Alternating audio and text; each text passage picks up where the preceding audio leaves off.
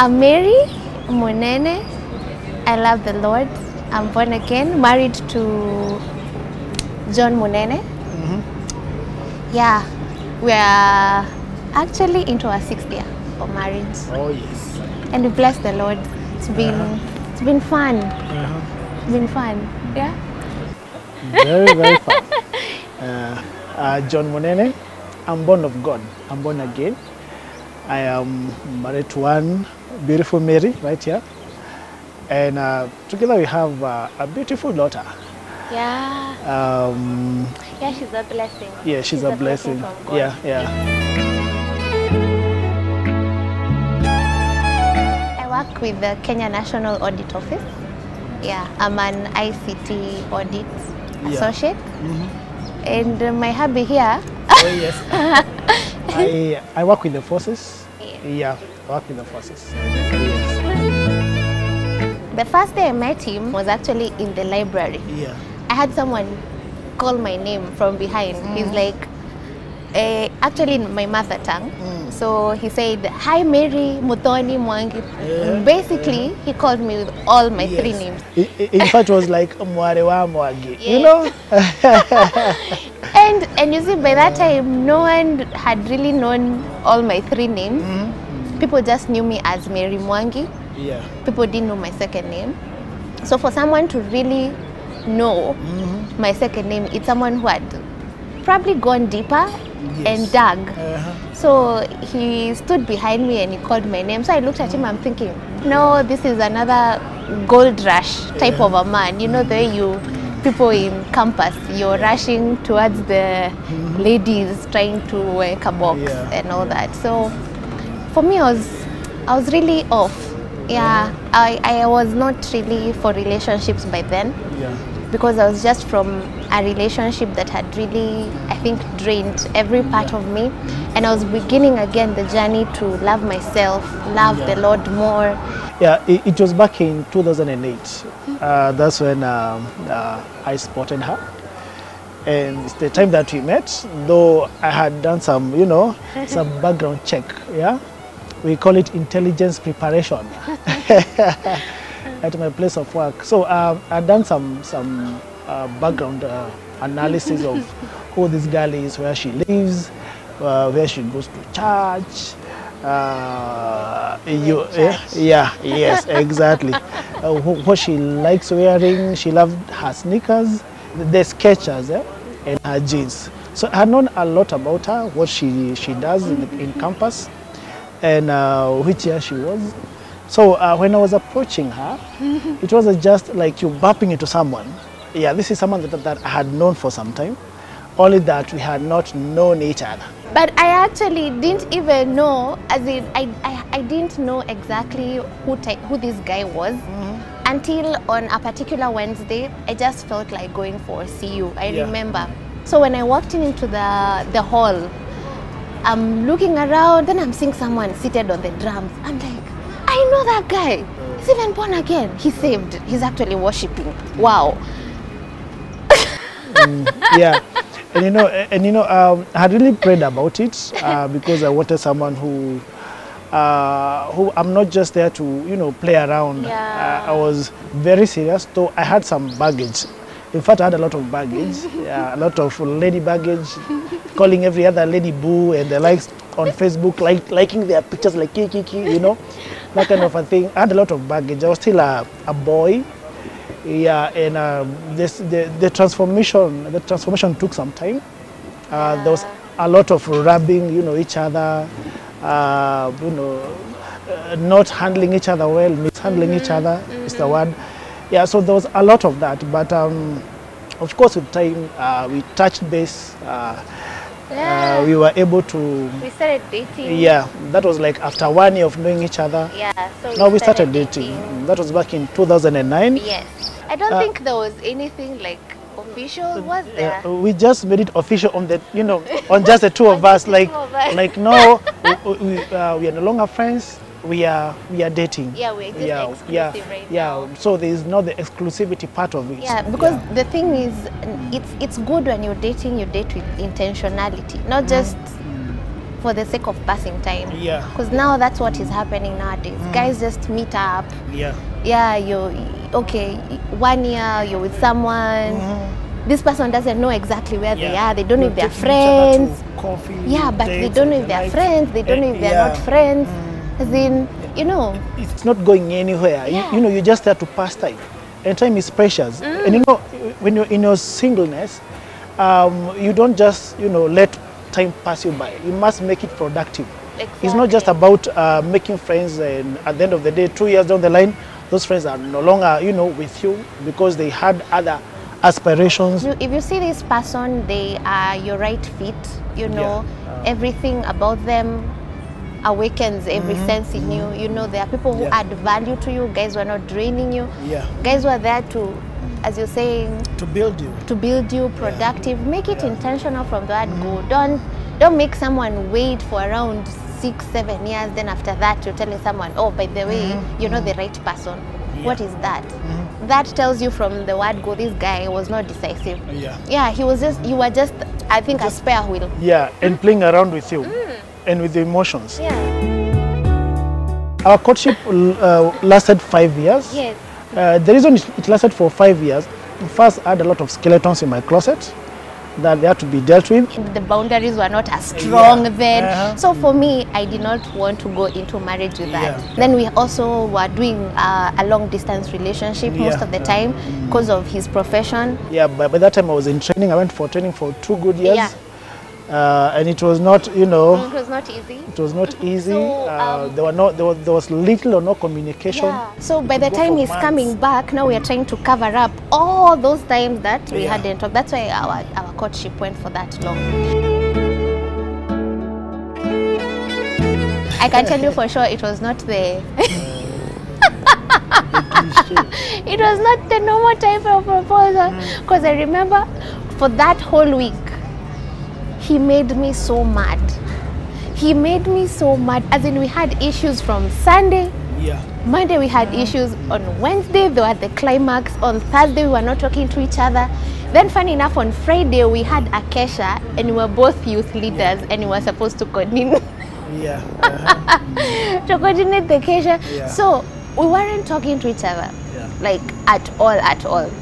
So I remember that Friday he told me, you know what, we are supposed to coordinate this thing, so you just come, we'll talk about the kesha, because that's all we can talk about. We are not talking about anything else. And so we met at Misono restaurant. So I walked in, he was already there, seated, looking all pensive and so serious, and I'm thinking, I was going for the kesha. Whatever. So I came with my book, you know, the book where we just write stuff. So I sat down and he's asking me, okay, so this kesha, who's supposed to preach? Then I'm thinking, you did not call the preacher. Oh God, the usual issues. So he went to the loo, then came back. Then I'm seeing someone, he's knelt, then he's knelt. As in, he went down on both knees. Then I'm wondering, why is this guy? He wants us to pray. What's up? For the kesha. And he tells me, gosh, I'm so sorry for the whole week. I am really sorry. I'm sorry for the issues, but I'm done with them. I am so done. Can we just start a new chapter? Would you marry me? I cried. Oh God, I've never cried like that. She even forgot that we were coordinating a kesha. I forgot. You know? I forgot. I just cried and I'm asking him, really? Then he removed his ring and I'm thinking, when did you even do this? I was in that valley of decision that I need to be with a woman that I don't want to be the woman that I can live with. I want to be the woman that I can't live without. And you know, it was evident that this lady is not just any other lady. I might have met other ladies in campus or even at home, but this lady is not the common kind of a lady. She has something that is different, something that I don't have, something that it will take a lifetime, you know, to reveal it. Because you're like, this lady, she stands for this, she has this character, she believes in God, she trusts in God, and you know, She's visionary. Fun enough, when I was with her, I was feeling all, you know, like I can be a comedian. Like she brought the best out of me. Someone that could laugh at my jokes. I have very funny jokes. Yes, you do. Yes. And it's not in quotes, by the way. Yeah. And then, you know, it's someone that I could be myself when I was with her, basically. And I could see 40 years down the line, 20 years down the line, 60 years down the line. This is someone that I would love to bring our children, to bring up our children. Someone that I would love to grow old with. So it was just but a, you know, a build-up, and Oh my. I had made a decision. Whether, you know, we had some quarrels and, you know, all these misunderstandings, at the end of the day, this is someone that I wanted to be with for the rest of my life. But I thank the Lord that we got to that point of having a decision, you know, Yes, yes. of him making a decision. It was very important even for me. Yeah. Because at the end of the day, I'm sure I also had people coming, but you know, if I listen to them, I'm thinking, no, this is not the type of man I would want to have in my life. No, they're not going to take me where I would want to be, or I would not really be comfortable being under the authority of such a man. Yeah. So when God brought him and he stated his purpose, Oh, yes. yes, I said yes, yes to the Lord and yes to you. Hallelujah. and by 2013, we tied the we are knot. settled. And that's when now That's we when started we now began. rock climbing.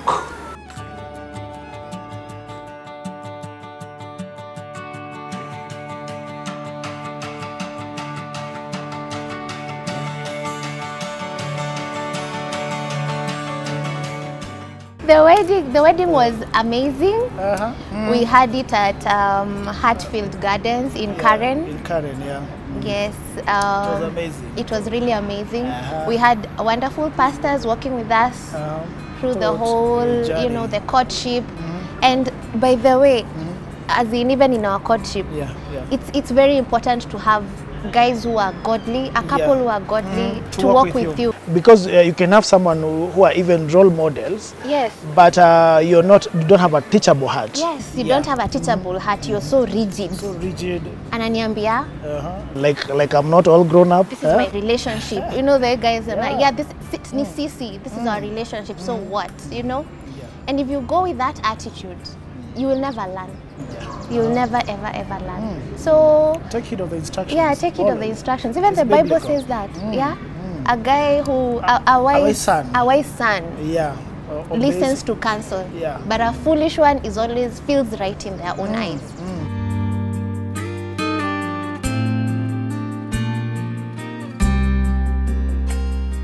Yeah, so the wedding was beautiful. It was military. Yeah, it was a military wedding. We made it all red. Oh my God, yes. And I was done something called snatch party. Yeah. A snatch party is where She loves the snatch party part. I love it.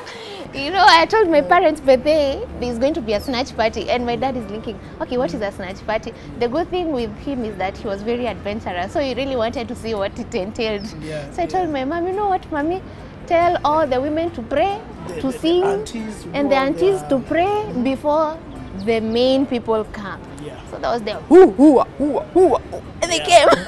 The next thing, wah, up. So it was really, they made it colorful. Yeah, I love the military, seriously. And then after that, we went for a honeymoon. Yes, in Coastal. Yes. Yeah, it was in Coastal. Came back. Then marriage happened. marriage started. Marriage happened. Now the real rubber. marriage. The rubber met the road. Yeah.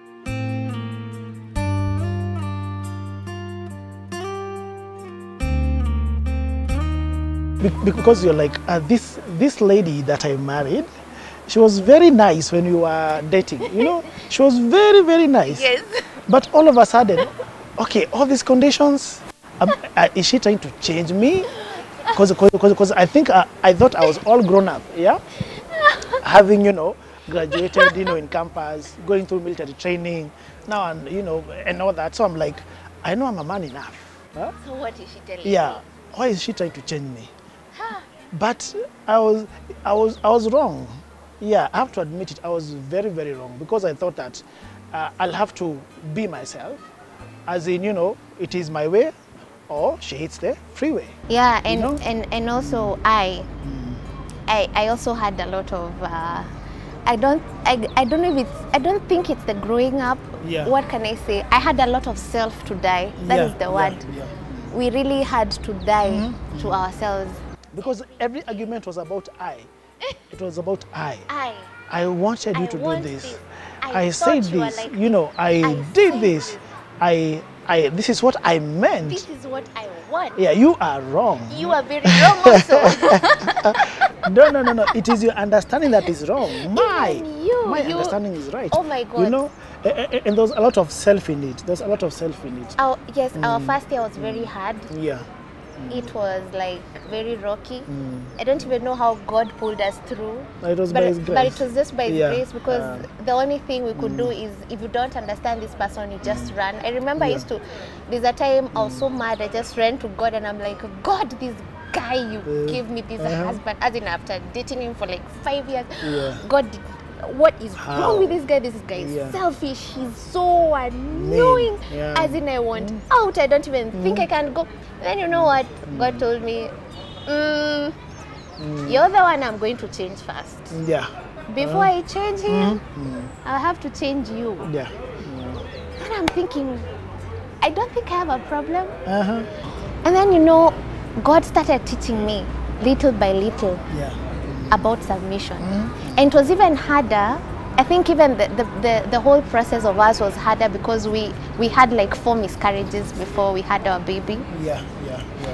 And no one could understand. So everyone is looking at you, those ones of, Bado? Not yet? When is this jig? Nini wanakuja sangapi? Tutakuja kukunywa chai lini? You get all that, and every time, I remember there was a woman who called me aside and she told me, Kuja, I want to give you some advice. Wasichana kama nyinyi ndio hamtakangi kulose figure 8. Another time I was going through our third, was it our third or our second miscarriage? It was our third. And that time I was not even around. He was not even around. I was, you know, on a mission. I remember, in fact, the first year I was away for most of the time. Second year the same.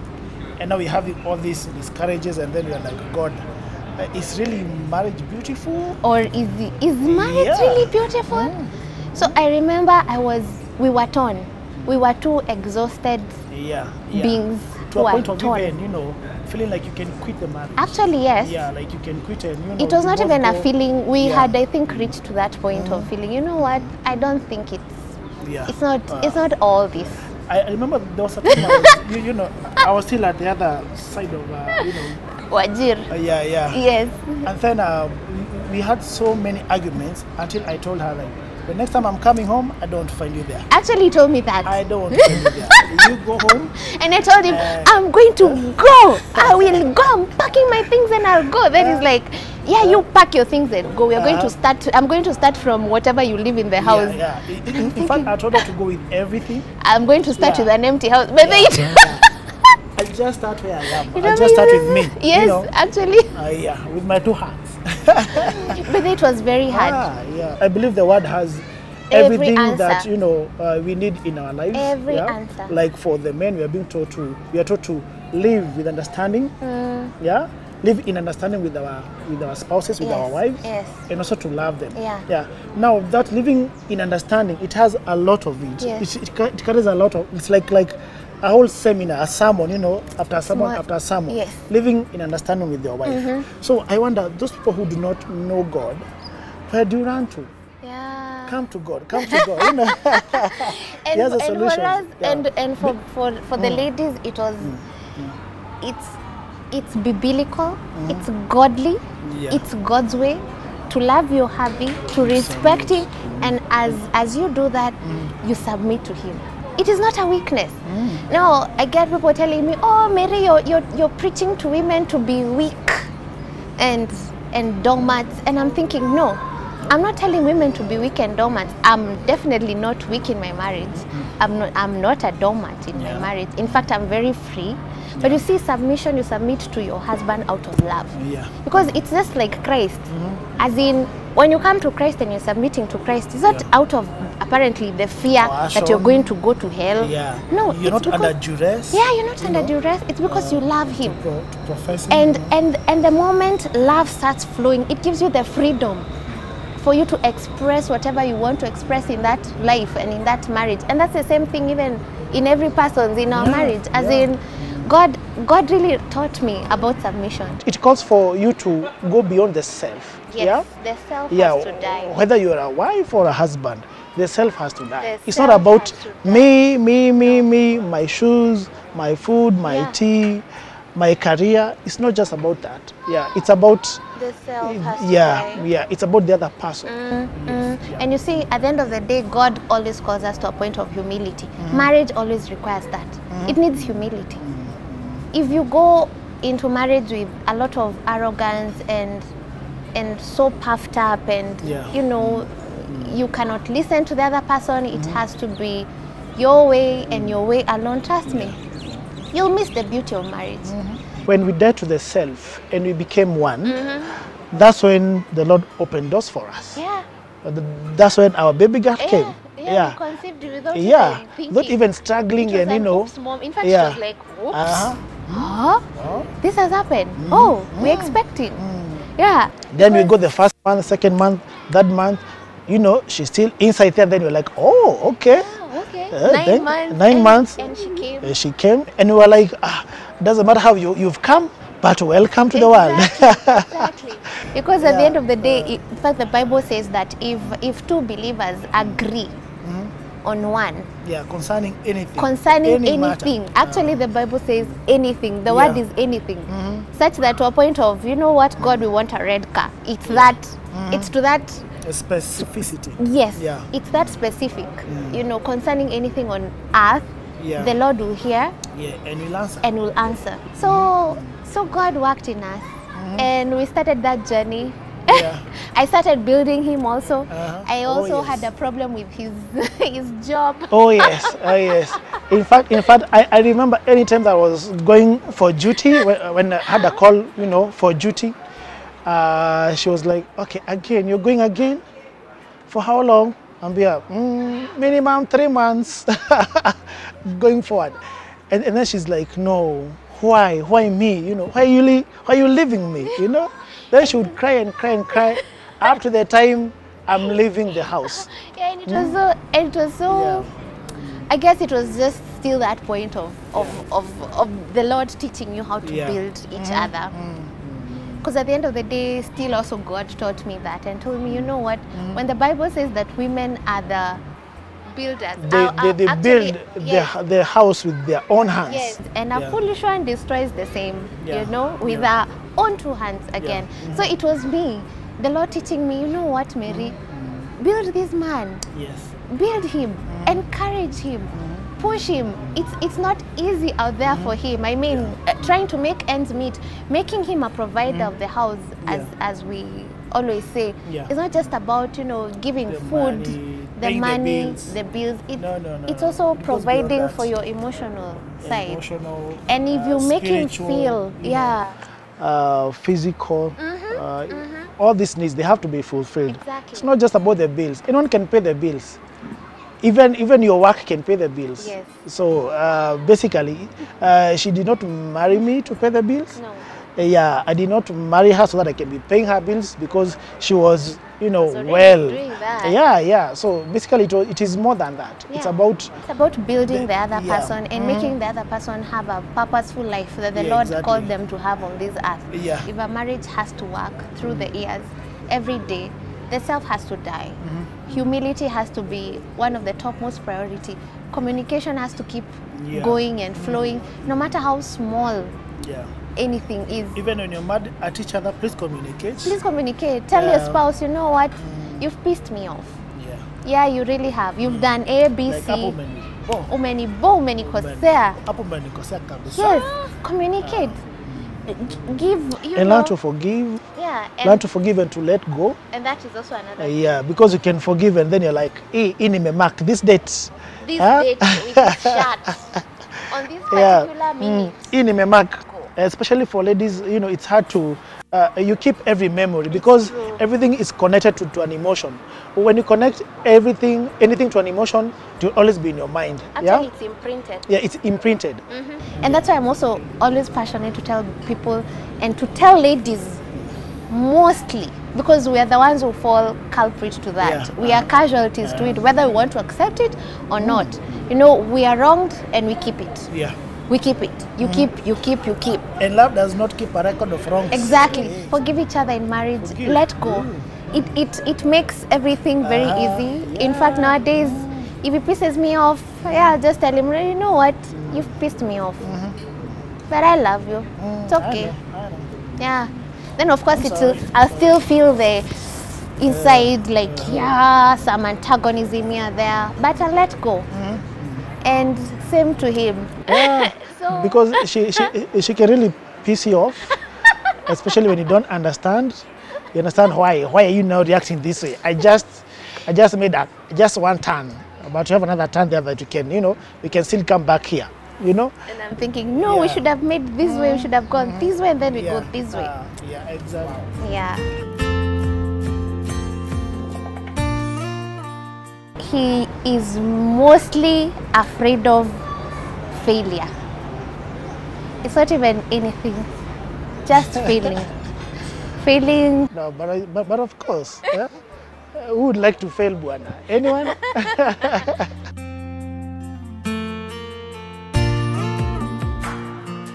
She doesn't love roaches, cockroaches. Yes. No.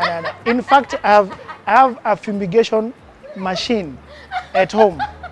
So whenever there are these crawling insects and the likes, I come to town, buy the insecticides, I go and spray. But then we have a the whole spray in the house. I cannot handle those things. Yeah. God, that's a nice one. That's a nice one. It's true, by the way. Oh God, for you. That's a nice one.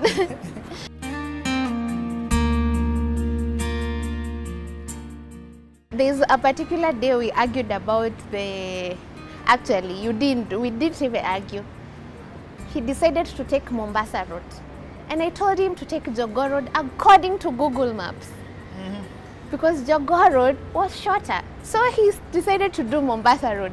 But then when we went to Mombasa Road, we went and got stuck at the jam for around 45 minutes or so.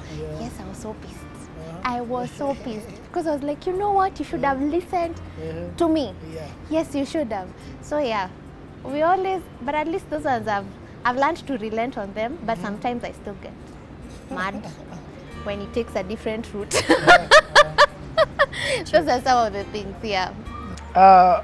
There was a time she was in the field, and then someone, one of her colleagues was doing the Facebook. He was trying the Facebook Live thing.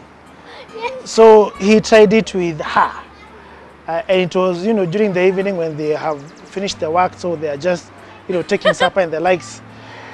And the guy was my friend. Right now, he's not my friend. He unfriended him so, because he took my video. He did a snippet, a small Facebook Live. Just a test. And I was so mad. In fact, I was waiting for them in Nairobi. I was really waiting for them. It was just a test, baby. But later, he calmed down and he was like, why did I calmed down. Overreact? Yeah, because I wanted to call that guy. You wanted to? Yeah, I wanted to call. Yes. And then later we can have a good handshake. Why are you filming my wife? Yeah. Yeah, I was waiting for him to come to Nairobi, then we can have a good handshake, But later I realized that what's the big fuss about this, I know my wife, I trust her, I know what she does. So I think I relented, I was like, this thing, I didn't have to be, this to overreact that much. Yeah. I really overreacted, by the way. He really did. He made a big fuss. You can also subscribe to our blog, marriagechronicles.com. Yes. And on Facebook, marriagechronicles.com, and you can also follow us, Mary M. Munene on Facebook and Munene Wanjema on Facebook. Oh yes. God bless you. God bless you. And that's our love story.